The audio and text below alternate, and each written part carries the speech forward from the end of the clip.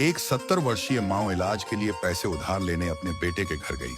उसके बेटे ने उसे सिर्फ नूडल्स का एक पैकेट दिया और विनम्रता से उसे विदा कर दिया। जब उसने घर पहुंचकर पैकेट खोला तो वह बेहद हैरान रह गई और उसे अपनी आंखों पर यकीन नहीं हुआ। उसने कांपते हाथों से उसे खोला। अंदर 30,000 रुपए नकद और जल्दी जल्दी लिखा एक नोट था। माँ झूठ बोलने के लिए, मुझे माफ करना। मैं नहीं चाहता था कि प्रिया को पता चले। मुझे डर था कि वह मुझे अपने पति के परिवार के प्रति पक्षपाती होने का दोषी ठहराएगी। मैं आपको ये पैसे भेज रहा हूं ताकि आप तुरंत इलाज करवा सकें। मैं आपसे बहुत प्यार करता हूं, लेकिन मेरी हिम्मत नहीं हुई कि मैं कह सकूं, मुझे एक बेवफा बेटा होने के लिए माफ कर दीजिए। शांति के आंसू बाहर निकले और कागज भीग गया।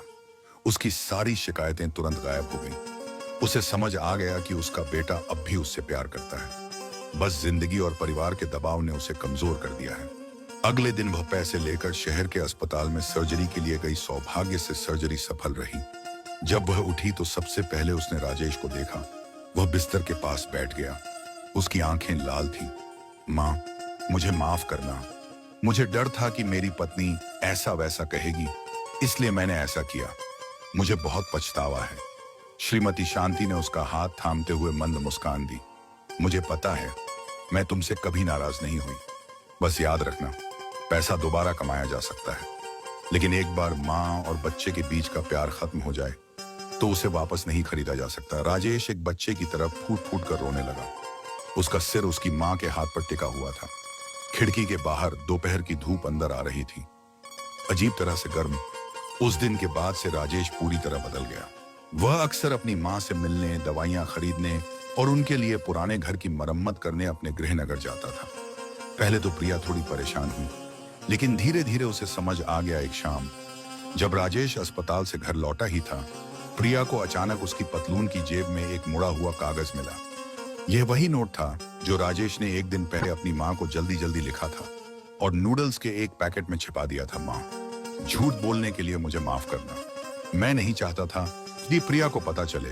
प्रिया सन्न रह गई। सारी सच्चाई सामने आ गई। गुस्से में उसने कागज उठाया और अपने पति के पास दौड़ी। राजेश, तुमने मुझसे झूठ बोला। तुमने कहा था कि तुम्हारे पास पैसे नहीं हैं, लेकिन तुमने अपनी माँ को हजारों रुपए दिए। तुम मुझे इस घर में क्या समझते हो? राजेश चुप था। पसीने से तर उसे पता था कि यह दिन आएगा, लेकिन उसने इतनी जल्दी आने की उम्मीद नहीं की थी। प्रिया रो पड़ी। उसकी आवाज में आक्रोश था। क्या तुम्हें डर है कि मैं तुम्हें पक्षपात करने का दोषी ठहराऊंगी? क्या तुम्हें लगता है कि मैं इतनी क्रूर हूं कि मैं तुम्हें तुम्हारी माँ की मदद नहीं करने दूंगी? मैं बस यही चाहती हूँ कि हम साथ मिलकर इस बारे में बात करें, न कि तुम इसे छुपा रहे हो। राजेश भी रंधे हुए स्वर में बोला, तुम समझती नहीं, मेरी माँ ने जिंदगी भर कड़ी मेहनत की है। मैं उन्हें बारिश में गेट के बाहर खड़े होकर भीख मांगने कैसे दे सकता था? मुझे डर था कि तुम नहीं लोगी, इसलिए मैंने बात छिपा दी। पर माँ से ज्यादा कीमती क्या पैसा है? परिवार का माहौल तार की तरह तनावपूर्ण था। प्रिया चुप थी, लेकिन उसकी आंखें लाल थीं। उसका दिल टूटा हुआ था।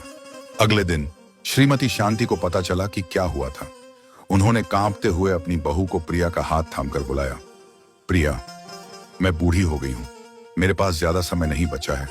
अगर मेरी वजह से तुम और तुम्हारे पति टूट गए तो मुझे चैन नहीं मिलेगा। राजेश ने मुझे जो पैसे दिए थे मैं लौटा दूंगी।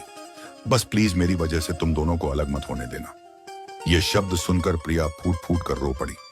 उस पल उसे एहसास हुआ, इस 70 साल की सास को पैसों की नहीं, बल्कि परिवार की एकता और प्यार की जरूरत थी। उस रात प्रिया चुपचाप बैठी राजेश को अस्पताल में अपनी मां की देखभाल करते हुए देख रही थी। पहली बार उसने अपने पति को बच्चों की तरह रोते हुए अपनी मां का हाथ पकड़े और गिड़गिड़ाते हुए देखा। मां, मुझे माफ कर दो, मैं बेऔलाद हूं। मैंने तुम्हें बहुत तकलीफ दी है। यह दृश्य देखकर प्रिया का दिल पिघल गया। वह पास गई, अपने पति के कंधे पर हाथ रखा और धीरे से बोली, राजेश, अब से मुझसे यह बात मत छिपाना। अगर यह तुम्हारी मां के लिए है तो मैं तुम्हारे साथ इसका ध्यान रखूंगी। तुम्हारी मां मेरी भी मां है। राजेश का गला रुंध गया और उसने अपनी पत्नी को गले लगा लिया। सफल सर्जरी के बाद शांति को घर लाया गया।